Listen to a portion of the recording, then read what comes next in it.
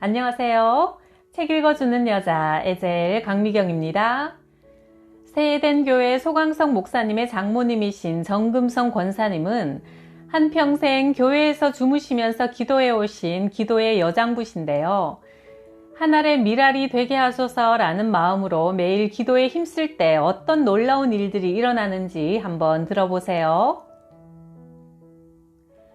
나는 20살에 결혼해 10년 세월을 남편과 잘 살았는데 31살이 되던 해 남편이 갑자기 아프다고 자리에 눕더니 한 달 보름 만에 세상을 떠나버렸다. 사람이 이렇게 허망하게 죽을 수도 있단 말인가. 그때까지만 해도 나는 예수 믿는 사람들을 불량스럽다고 생각했다.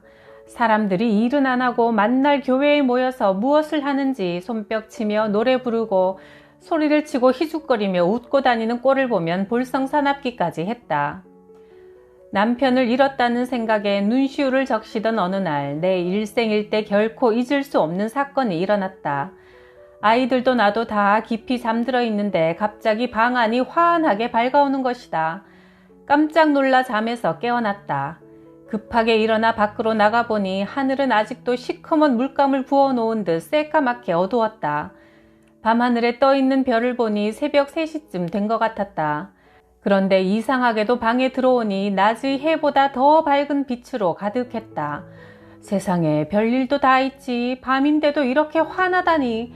그런데 내 마음은 또 왜 이렇게 편안한 거지? 이제까지 이렇게 마음이 평온하고 행복한 건 처음인 것 같아. 속으로 중얼거리며 그냥 방바닥에 가만히 누워있는데 하나님이 내 죄를 하나하나 지적하시는 것이다. 3살, 5살, 성장하고 자라서 결혼한 후부터 남편을 잃고 지금 31살이 될 때까지 모든 삶을 떠오르게 하시며 내 죄를 영화 필름처럼 보여주셨다. 고모가 그렇게 교회 나가라고 전도해도 마음이 강팍해 나가지 않았는데 또 그 많은 동네 사람들이 영수 엄마 교회 다니라고 전도해도 당신들이나 잘 다니라며 눈총 주었는데 하나님이 그런 나를 불쌍히 여기시고 이렇게 빛 가운데 찾아와 주셨구나. 나를 찾아와 주신 하나님의 은혜와 이 사랑을 어떻게 보답할꼬. 그렇게 찬란한 빛 아래서 3살부터 31살까지의 죄를 모두 회개하고 나니 몸이 날아갈 듯 가볍고 다른 세상에 와 있는 것처럼 모든 것이 다 사랑스럽고 내 몸이 아닌 것처럼 느껴졌다. 이제 내 몸도 재산도 자식도 내 것이 아니다. 다 하나님의 것이구나. 그날 밤 나는 바로 산등성이에 세워져 있는 명산교회로 달려갔다. 교회에 나가자마자 장판을 다 뒤집어 청소하고 담배꽁초를 줍고 거미줄을 걷어냈다. 은혜를 받고 보니 내게는 초라한 그 교회가 너무도 소중한 주님의 몸처럼 소중하게 느껴졌기 때문이다. 하나님을 사랑하는 마음을 어떻게든 표현하고 싶어 날마다 교회에 가서 찬송을 부르며 청소하고 또 청소하는 것이 내 하루의 일과였다. 그리고 처음 교회에 나간 그날 밤부터 70이 넘은 지금까지 나는 매일 교회에서 기도하며 잠을 자고 있다. 교회에서 기도하고 자고 나면 주님 품에서 잔 것처럼 마음이 너무나 편하고 몸도 가뿐하다. 주님을 만나고 나니 세상에 무서운 것도 없고 사자같이 담대해졌다. 이 기도가 내 평생 자손 대대 풍성한 축복의 통로가 되고 있다. 어느 날 우리 이웃 동네 일로에 사는 옥순이 엄마가 시름시름 앓더니 정신병이 들어버렸다. 그 가정은 마을의 제일 큰 유지였고 구남매를 낳아 큰아들은 교사가 되어 좋은 집안으로 마을의 부러움을 사고 있었다. 그런데 이 엄마에게 시어머니 귀신이시여 남편한테 삿대질을 하면서 이렇게 말했다. 너 나를 위해 굿해준다더니 왜 안 해주냐? 효성이 지극하기로 유명했던 아들은 이렇게 대꾸했다. 어머니 제가 굿을 3번이나 안 해줬디요. 이제 제발 사람 괴롭히지 마시고 그만 나가시오. 이놈아 3번 가지고 되냐? 계속 굿만 해달라고 떼를 쓰고 귀신이 안 나가니 할 수 없이 지푸라기 잡는 심정으로 그 마을의 교회에 나갔는데 이 귀신 들린 여자가 예배 시간에 팔을 걷어붙이고 설교하는 목사님의 멱살을 쥐며 행패를 부렸단다. 이 목사 새끼야 내가 너보다 더 능력있고 똑똑하다. 어디 누가 더 센지 한번 붙어볼까? 자신 있으면 이리 와서 나 한번 쫓아내봐. 마귀가 예배를 못 드리게 발작을 하니 사람들이 우왕좌왕하고 시골 마을의 순한 목사님도 어쩔 줄 몰라 쩔쩔맸단다. 그러던 차에 가족들이 우리의 소문을 듣고 마지막으로 우리에게 데리고 온 것이다. 그런데 그렇게 그 교회에서 난리치던 옥순이 엄마가 내 앞에서는 갑자기 꼼짝을 못하고 조용해졌다. 내가 예수 이름으로 이 더러운 귀신아 썩 물러가라 기도하고 나니 그만 옥순이 엄마의 숨이 끊어져 맥이 뛰지 않고 싸늘하게 죽어버렸다. 순간 얼마나 당황하고 식은땀이 줄줄 흐르는지 하나님께 매달려 기도했다. 아이고 하나님 큰일 났습니다. 주의 종이 사람 죽였다는 소리를 들으려고 하십니까? 제발 살려주시오. 영혼을 살려내려고 기도했는데 기도하다 죽어버리면 어찌하요? 그 긴박한 순간에 주님이 세미한 음성을 들려주셨다. 여종아, 내 주의 보혈은 정하고 정하다. 찬송을 부르거라. 죽은 것처럼 보이지만 잠시 혼수 상태에 빠진 것이니 내가 다시 살릴 것이다. 그래서 온 가족과 함께 그 찬송을 죽을 힘을 다해 몇 번을 부르고 또 불렀다. 그랬더니 숨이 끊어졌던 옥순이 엄마가 콜록콜록 재채기를 하며 깨어났다. 그 일로 인해 그 집안뿐 아니라 온 친척까지 다 예수를 믿고 하나님을 잘 섬기는 가정이 되었고 나 또한 더 겸손한 마음을 갖게 되었다. 아, 모든 일은 하나님이 하시는구나. 나는 도구에 불과하다. 하나님이 나를 붙잡아주지 않으시면 나는 아무것도 할 수 없는 존재다. 더욱 하나님만을 의지하리라. 하나님의 절대 주권과 은혜를 가슴 깊이 깨달은 날이었다. 게다가 그 집 막내딸 최은화 집사는 엄마 병을 고쳐준 것이 계기가 되어 우리 아들 영수와 결혼해 하나밖에 없는 내 며느리가 되었다. 그런데 이 최 집사가 얼마나 재주가 좋은지 소강석 목사의 집회마다 따라다니며 반주를 다 해주고 사역에 큰 도움을 주었으니 이 또한 하나님께서 예배하신 만남이요 섭리였던 것이다. 하루는 아들 영수가 학교에서 팔이 부러져 왔다. 뼈를 맞추는 접골원을 찾아갔는데 알고 보니 점쟁이 집이었다. 처음엔 모르고 갔는데 무당들이 쓰는 갖가지 도구가 다 있는 것을 보고 기가 막혀 앉아있자니 멋진 양복쟁이들이 왔다 갔다 하는 걸로 보아 유명한 점쟁이인 듯 했다. 나는 그냥 모른 척하고 어찌하나 볼 양으로 영수를 데리고 들어갔다. 점쟁이가 영수의 팔을 보더니 나는 신령한 산신령을 모시고 사는 보살이다. 아가, 나를 따라서 해봐라. 나무 관세음보살. 나는 그를 만나게 하신 하나님의 뜻이 있겠거니 생각하고 큰 소리로 말했다. 여보시오, 나를 한번 쳐다보시오. 그러자 점쟁이가 깜짝 놀라며 아니, 지금 뭐라고 하셨소? 나를 똑바로 쳐다보라고 그랬소. 세상에 점쟁이한테 큰 소리 치는 사람은 처음 보여. 당신이 뭔데 나더러 보라 마라 명령하는 거요? 그러자 내가 오히려 더 눈을 크게 부릅뜨고 사자 같은 담대한 얼굴로 말했다. 당신이 얼마나 유명한 점쟁이인지는 모르겠으나 내 가만히 보니 당신 얼굴은 병으로 가득 차 있어. 겉은 사람 얼굴인데 실상은 완전 해골바가지야. 무당으로 살아도 무슨 즐거움이 있어. 산신령을 믿는다는 사람이 얼굴엔 수심이 가득 차서 몰골이 그게 뭐요? 인생 사는 것이 무엇이요? 참된 하나님을 믿고 섬기고 행복해야지. 언제까지 귀신의 노예, 저주와 질병의 종으로 살라 하요? 내가 너무 당당하게 나오니 점쟁이가 그만 얼굴이 하얗게 사색이 되어 멍하니 나만 쳐다보고 있었다. 내 얼굴을 한번 보시오. 얼마나 기쁘고 행복한 얼굴이요. 자, 어서 나를 따라 하시오. 무당이 기가 막히는지 가만히 있자 내가 탁자를 탕탕 치며 소리쳤다. 아, 내 말을 따라서 하라니까. 나는 예수를 믿소. 그제야 무당이 내 눈을 보고서 따라했다. 나는 예수를 믿소. 예수님은 전지전능하시고 천지를 창조하신 하나님의 아들이요. 그분이 십자가에서 나를 위해 죽었고 그를 믿으면 우리의 죄가 다 용서받소. 주여, 내가 믿습니다. 세상에 무당이 내 말을 그대로 따라서 하는 것이다. 너무 순순히 따라하니 나도 기가 막혀 물어보았다. 아니, 아무리 내가 따라하라 했다고 꽤 유명한 점쟁이 같은데 자존심도 없이 그냥 따라하요? 그러자 그 점쟁이가 나를 가만히 바라보더니 이렇게 말하는 것이다.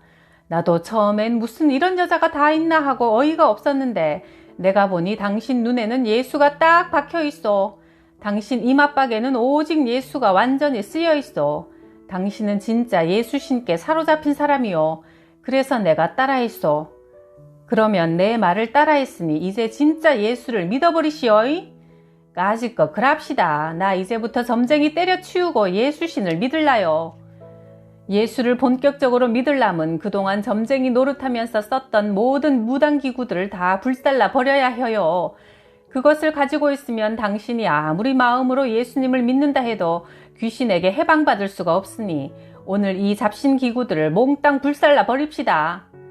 그랬더니 점쟁이 얼굴이 사색이 되어 벌벌 떨면서 말했다. 그것만은 안 돼요. 내 힘으로는 못하오. 그렇게 하면 산신령으로부터 큰 벌을 받을 것이오.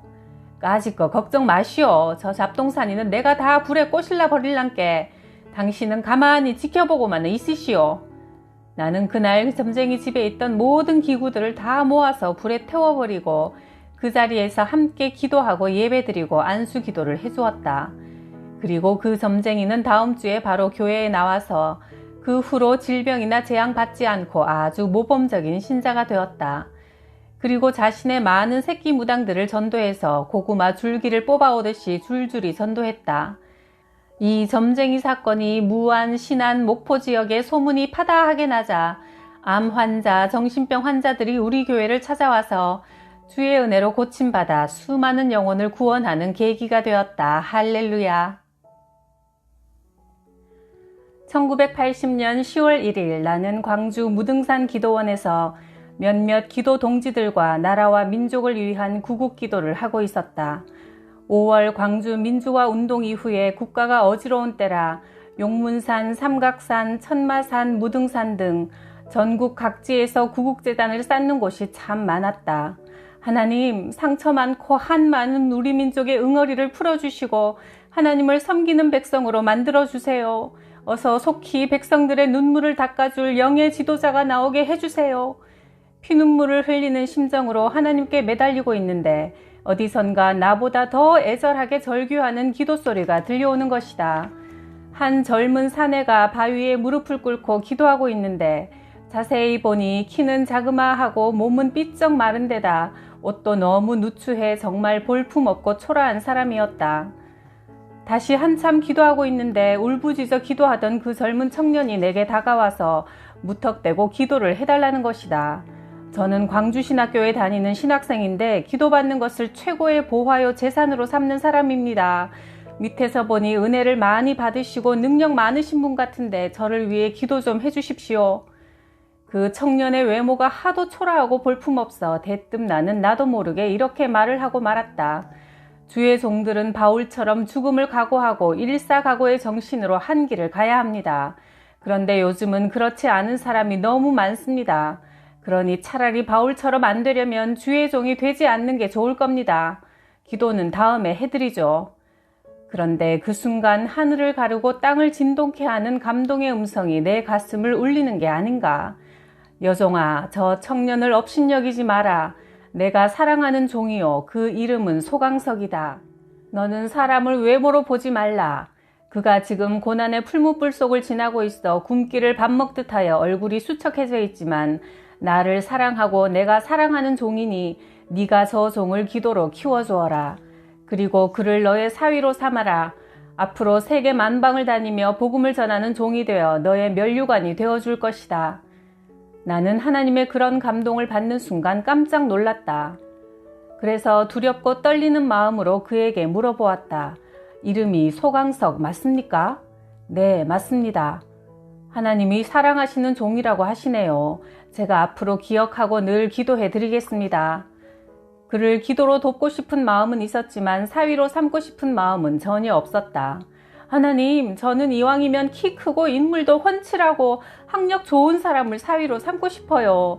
그러니 제발 저 볼품없는 사람을 사위 삼으라는 말씀만은 하지 마세요.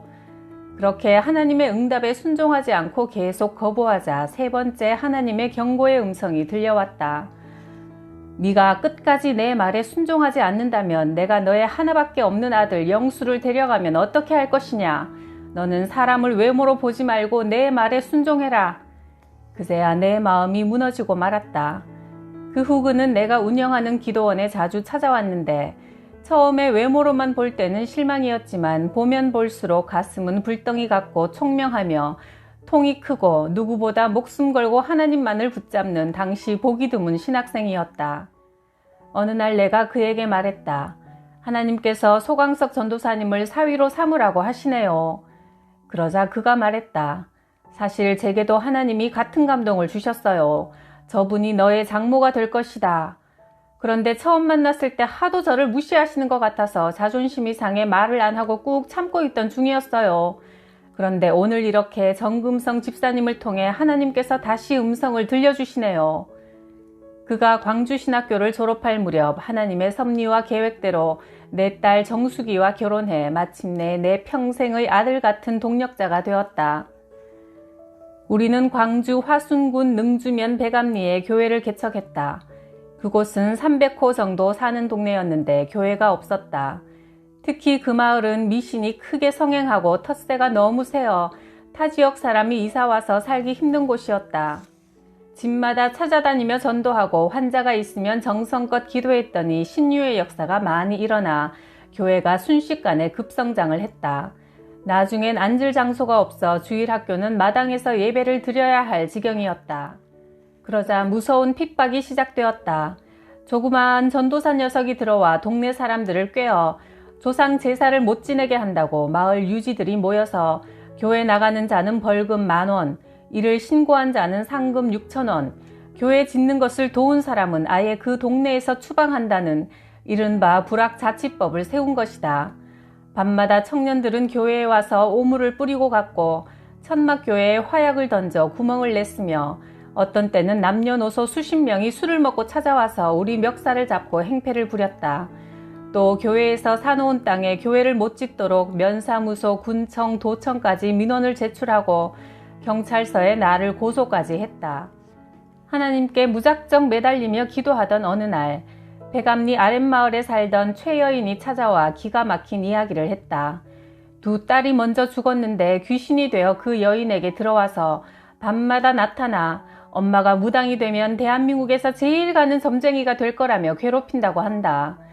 여인의 눈에 다른 사람의 과거와 운명이 보여 도저히 괴로워 살 수가 없다는 것이다. 그래서 아랫마을에 용하기로 소문난 무당집에 찾아갔더니 병도 고치고 무당도 안 되려면 교회로 가거라. 저 윗동네에 교회가 있으니 거기 가서 고침받아라 하더라는 것이다. 그래서 소전도사와 함께 그 여인을 붙들고 기도하는데 여인이 갑자기 십자가처럼 사지를 쭉 뻗고 누워서 노란 거품을 보글보글 내뿜더니 그 즉시 귀신이 쫓겨나가고 말았다. 몸도 건강하게 나아서 신앙생활을 잘하며 그때부터 한 주에 14명까지 전도해 오는 것이다. 한 여인이 귀신에게 해방되고 병고침을 받으니 순수한 시골 사람들이 그 여인의 간증을 듣고 교회로 몰려왔다. 뿐만 아니라 그 여인은 다니면서 이렇게 말했다. 누구든지 교회를 핍박하는 사람은 3대를 빌어먹는다. 본보기로 교통사고가 나서 죽을 것이니 절대 주의 종을 욕하지 마라. 그렇게 말한 지 얼마 되지 않아 정말 우리를 회방하던 어떤 마을 사람이 교통사고로 죽어버렸다. 그러자 언제부턴가 10,000원씩 내라던 벌금 얘기가 스르르 사라지고 교회는 더욱 부흥되어 그 해에 교회를 세우게 되었다. 이렇게 정금성 권사님처럼 매일 기도로 한 알의 미라를 심으면 풍성한 축복과 승리와 응답의 열매들을 거두네요.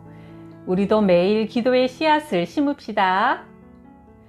구독, 좋아요, 댓글로 사랑을 표현해 주셔서 감사해요.